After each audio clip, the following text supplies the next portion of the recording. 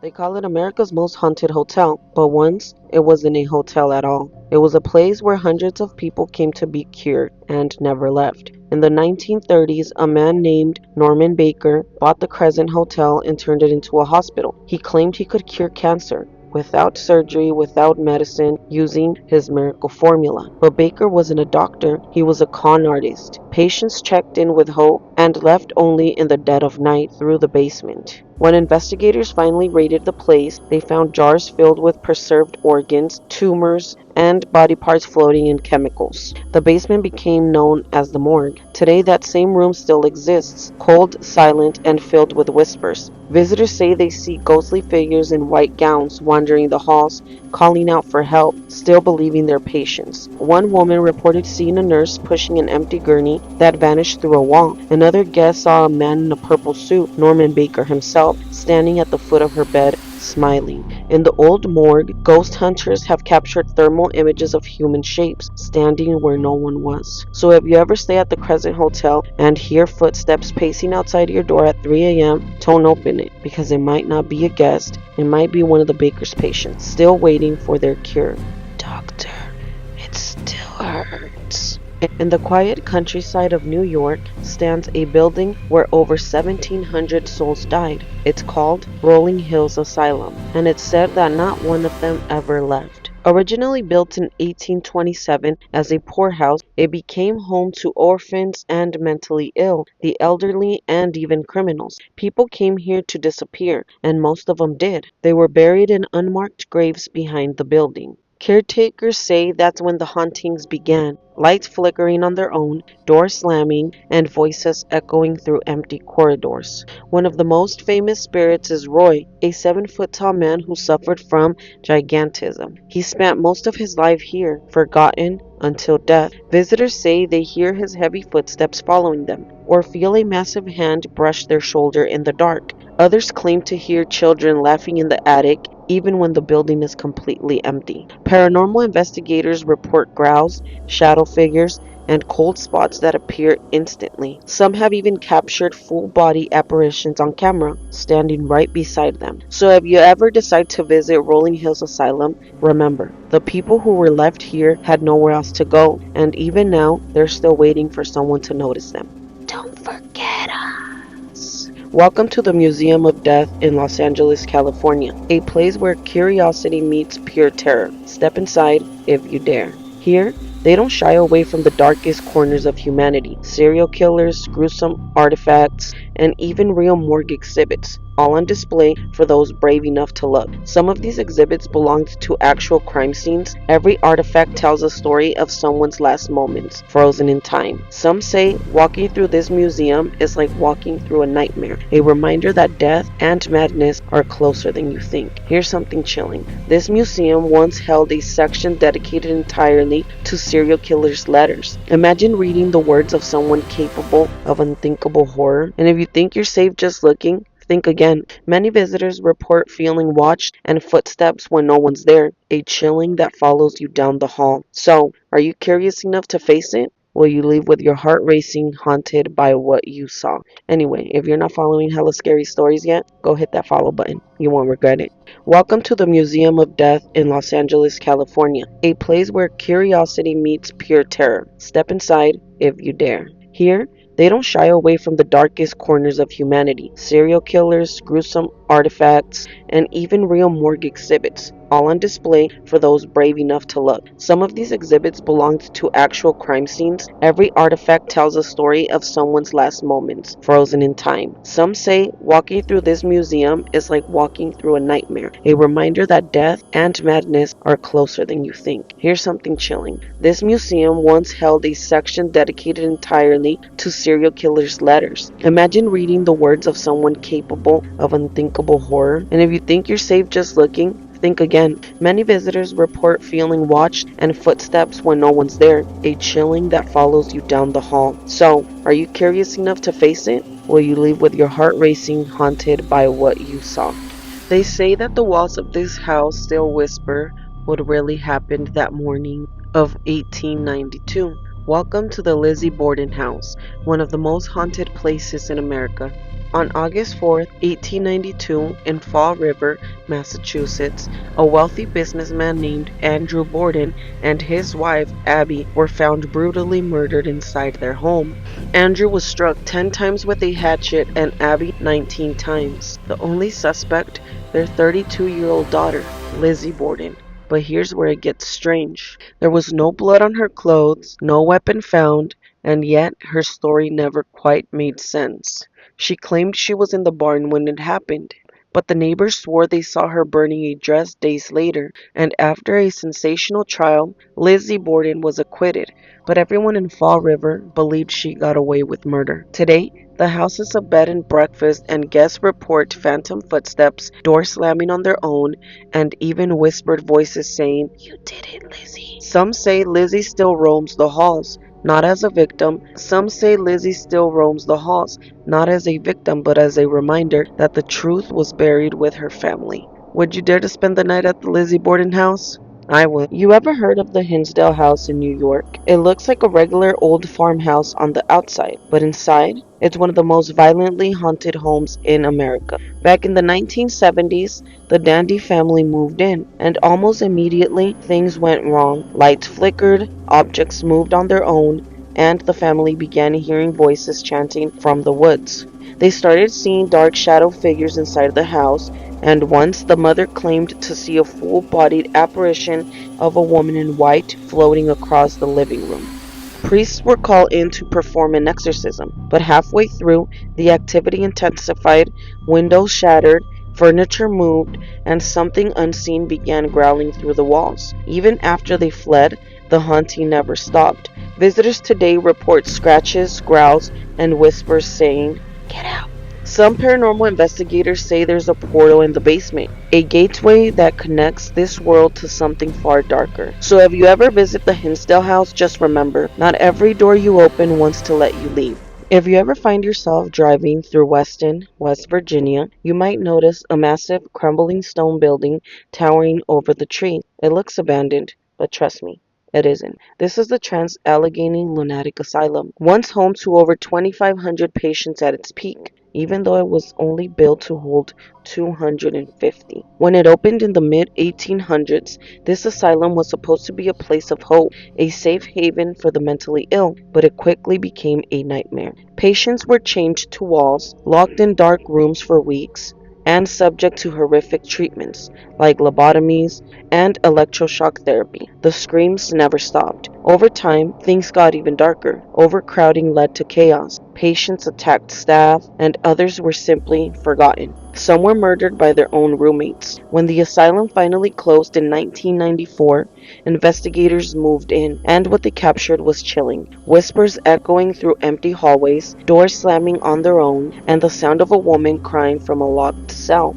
A cell that's been empty for decades. Some say room 323 is the most haunted of all. People who enter often feel dizzy, see shadow figures standing just behind them, and hear their own name whispered from the darkness. Others claim to see a ghost of a nurse who still walks the halls at night, her footsteps echoing softly, as if she's still checking on her patients long after they've died.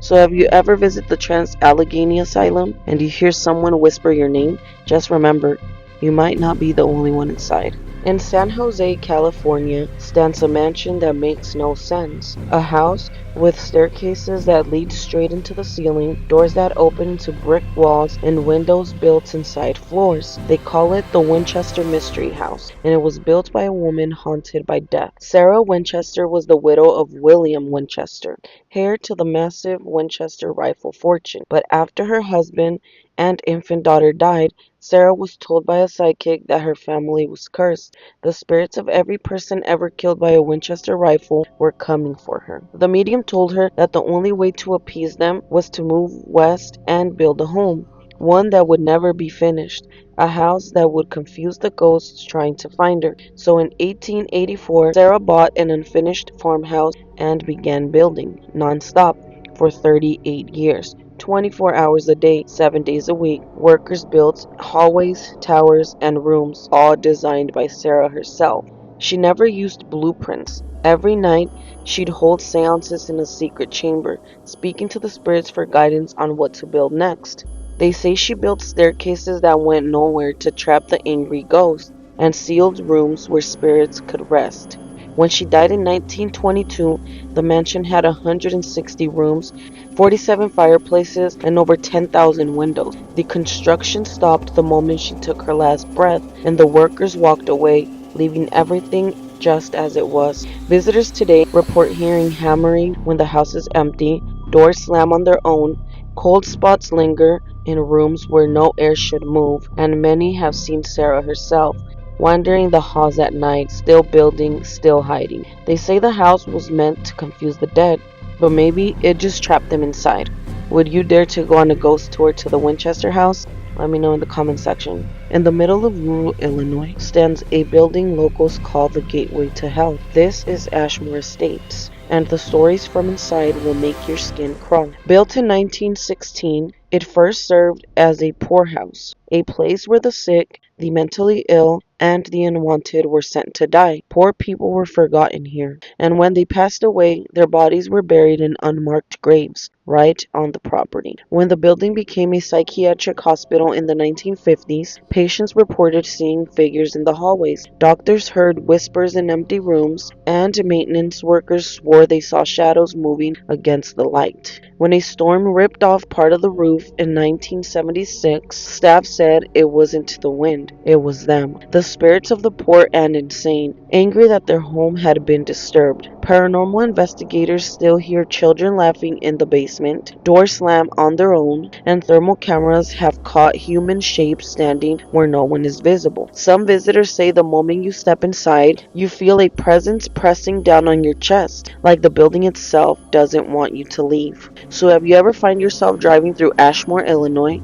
and you see that looming brick building in the distance? Keep driving, because the spirits inside Ashmore Estates are always looking for one more soul to stay. You've heard of haunted houses, but this one's different. Welcome to the Sally House in Atchison, Kansas, where a little girl's spirit is said to linger, and she doesn't just haunt, she attacks. Inside those painted brick walls, built in the late 1800s, something snapped. Legend says a young girl named Sally collapsed with agonizing abdominal pain. Her mother rushed her to the house of the local doctor. He believed her appendix was about to burst. In desperation, he began surgery before the anesthesia fully took effect. Sally screamed. She bled out on that operating table, and ever since, she never left. Upstairs is the nursery. Tiny toys, sleeping rooms, a ghost's playground. Investigators and visitors report toys sliding across the floor, picture frames flipping, and a little girl in an old white dress walking the halls. She looked just as real as you and I, innocent looking and sweet. But here's what makes it truly terrifying. Men entering the house often wake up scratched,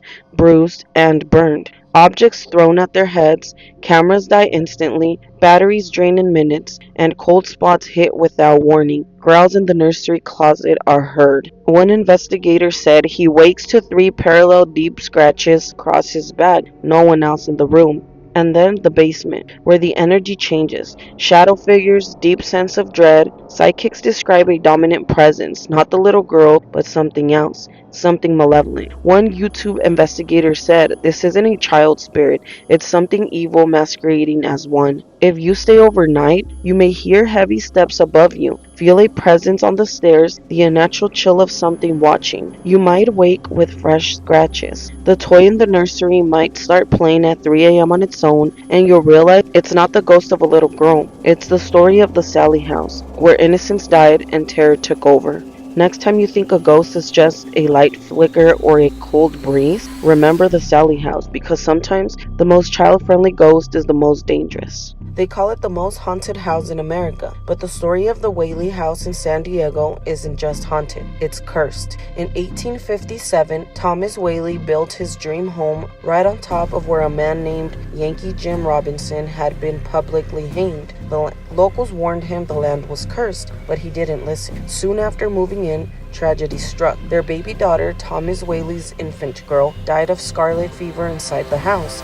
Then, a few years later, their daughter Violet took her own life after a failed marriage in that very same home. Visitors say they can still hear Violet crying in her room and the sound of footsteps pacing when no one's there. Others claim to see the ghost of Yankee Jim still dangling in the air, or a figure of Thomas Whaley himself standing at the top of the staircase. Even the US government declared it officially haunted. And if you ever visit, you might just feel someone standing right behind you when no one is there. This is the Whaley House, where death never truly left. You may know the grand columns and leafy oak alleys of this state, but the real story lies in the shadows. Welcome to Oak Alley Plantation. Built in the 1830s along the mighty Mississippi in Vacherie, Louisiana. Oak Alley started as a sugar plantation mansion for the elite, yet its foundation is soaked in sorrow and labor. Enslaved men and women built the house, planted the live oaks, and toiled under brutal conditions. But beauty hides pain.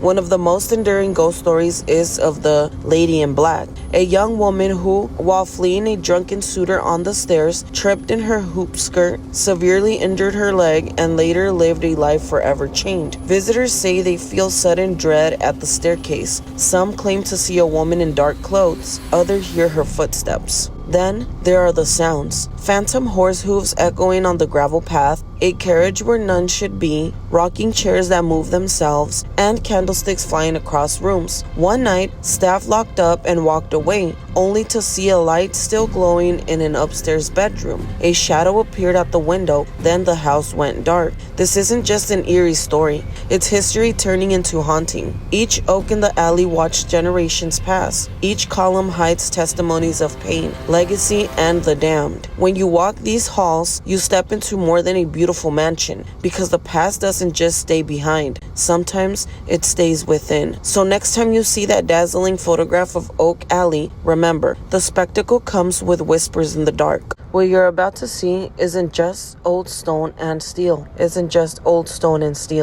a history of fear. Welcome to the Ohio State Reformatory. Built between 1886 and 1910 in Mansfield, Ohio, this massive reformatory started with good intentions, reforming young offenders through religion, education, and trade. But somewhere along the way, it became a nightmare. As the decades went on, the institution filled with hardened inmates, overcrowding, punishment, and despair. One of the most infamous areas, the Hole, a dark, tiny cell where inmates would vanish. Some never came out. And that's not all. There was a 14-year-old boy beaten to death in the basement. His shadow flickers across the walls to this day. Visitors say they've heard footsteps when no one's there, felt invisible hands pulling bed sheets, seen a chair move on its own in the windowless chair room. One ghost hunter described hearing a fist slam into a steel plate in the solitary wing, but there was no one behind him. This isn't just a haunted building. It's a monument to suffering, echoes of injustice, and the raw terror of confinement. Every stone here seems to remember. If you dare, look up Ohio State Reformatory Ghost Tour. Or maybe just keep your lights on at night, because once you see the shadows, it's hard to unsee them. Anyway, please support me by hitting that follow button, liking, sharing, and commenting. Thank you.